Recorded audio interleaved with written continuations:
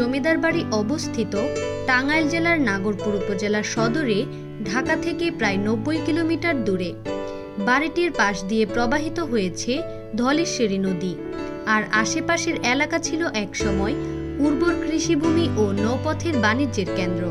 এখানকার জমিদারেরা শুধু রাজস্ব আদায় নয়, বরং শিক্ষা, সংস্কৃতি ও ধর্মীয় কর্মকাণ্ডেও প্রভাব বিস্তার করেন।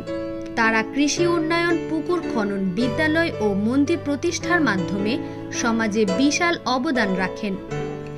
নাগরপুর জমিদার বাড়ি নির্মিত হয় ১৯বিংশ শতাব্দীর প্রথমার্ধে, প্রায় ১৮২০ থেকে ১৮৫০ খ্রিস্টাব্দে। পুরো প্রাসাদ কমপ্লেক্সটি ছিল প্রায় ৫০ থেকে ৬০ একর জমির উপর বিস্তৃত, যেখানে একাধিক ভবন, অতিথিশালা, নাট্যমন্দির, দালান, মন্দির ও পুকুর ছিল। স্থাপত্যে দেখা যায় মুঘল ও ইউরোপীয় নকশার মিশ্রণ। উঁচু খিলান, অলঙ্কৃত বারান্দা, নকশা কাটা জানালা এবং প্রশস্ত প্রাঙ্গণ। এক সময় এখানে কলকাতা ও লন্ডন থেকে আনা আসবাবপত্র, ঝাড়বাতি ও অলঙ্কৃত সামগ্রীর শোভা পেত।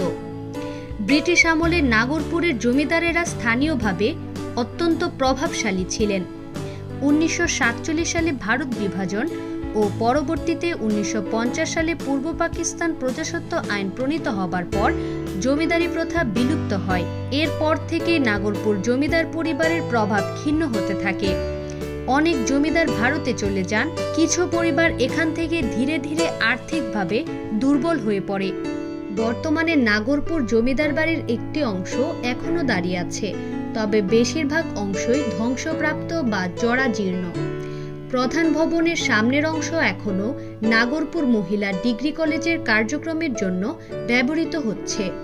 এই বাড়িটি যদি সঠিকভাবে সংরক্ষণ করা হয়, তবে এটি বাংলাদেশের অন্যতম ঐতিহাসিক পর্যটন কেন্দ্র হতে পারে।